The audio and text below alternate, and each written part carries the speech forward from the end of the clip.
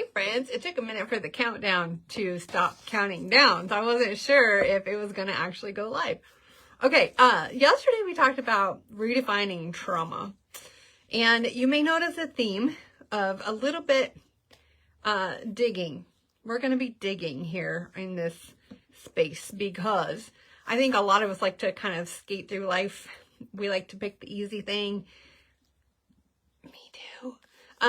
But I've am learning that digging is a good thing. Digging up garbage that we need to get out of our hearts and our brains so that we can heal and move forward. Kind of what we talked about yesterday. Digging up, I don't know what the word is I'm looking for, beliefs that aren't true. Like realigning that with scripture, because that's what's true. And so I wanted to talk a little bit, this isn't necessarily that category, but kind of, one of the things that I think I miss a lot is stewardship.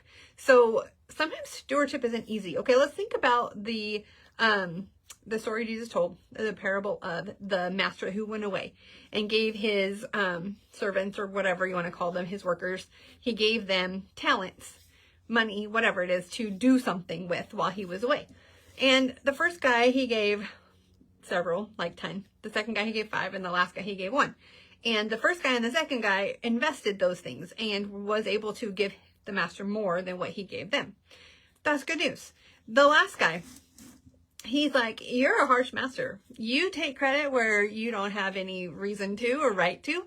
And I was afraid of you. So I dug a hole and stuck this in the ground. Here's what you gave me. And that's all. That guy didn't just get called lazy. He got called wicked. Ugh, ouch, y'all. Okay. That one always kicks me in the teeth because I don't want to be lazy or wicked. Although I kind of default to lazy sometimes. Like a lot. So stewardship to me is not being that. Not being lazy, not being wicked.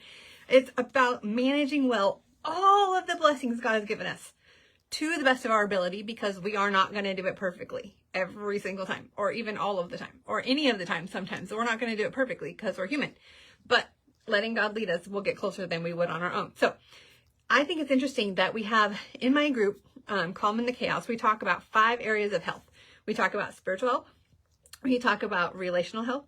We talk about mental and emotional health. We talk about physical health. And we talk about financial health, which could also be labeled like resources too. It's not just money. It's resources like time and energy and knowledge and experience and emotions. And like there's a lot that goes into that as well, because we have these things that God has given us to steward, all of those 5 areas. And sometimes other things get added in there too. And some of them not really sure which category they fit in, like emotions would be under maybe mental and emotional health, but we have to steward those too. Suffering is something that I've been learning about. We just did a class on counseling the suffering last week, and it was a fire hose of information. But one of the things that we talked about was stewarding our suffering. We need to learn to suffer well. Stewarding suffering. Who would have thought? You know why? You know why it's important to steward our suffering? Because people are watching. And if they can see us leaning into God in our suffering, if they can see us, like we're kind of talking about what we talked about yesterday. If they can see us coming out of that fire and going back in, then maybe they'll find hope for them too, right? So that's why we have to steward our suffering. Our family's watching. People around us in the world are watching. Y'all are watching. So, the other thing that we need to know about stewardship is it requires intentionality and planning. It is not going to happen by accident. Have you ever wondered at the end of the month where all your money went? Dave Ramsey says, yeah, you got to give your money a job. Otherwise, it's just going to go away.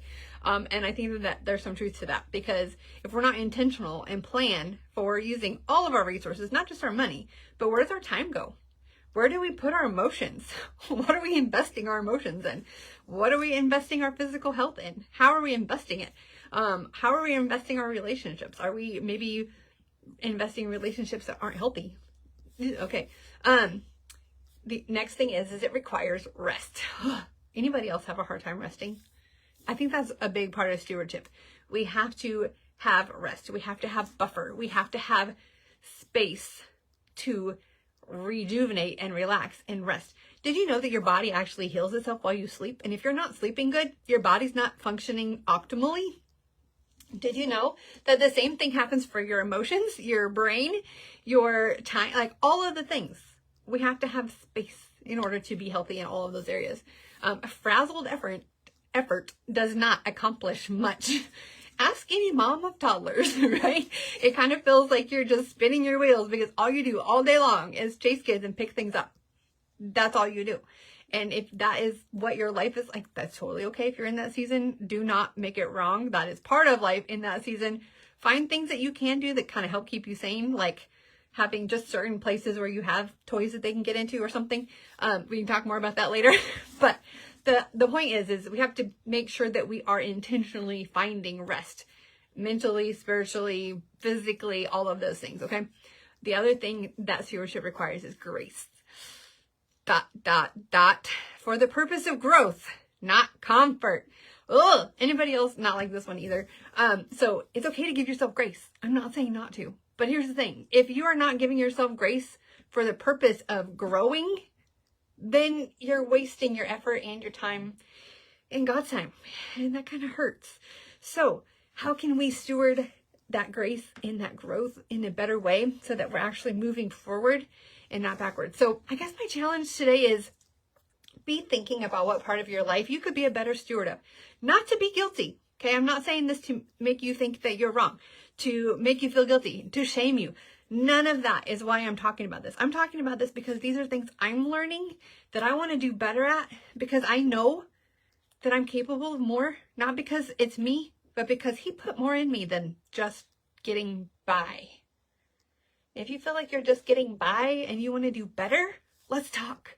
I would love to send you an invite to our Calm in the Chaos community. We talk about all of this kind of stuff, digging deep into all of those things. This week, we're actually talking about how to reduce stress in your life.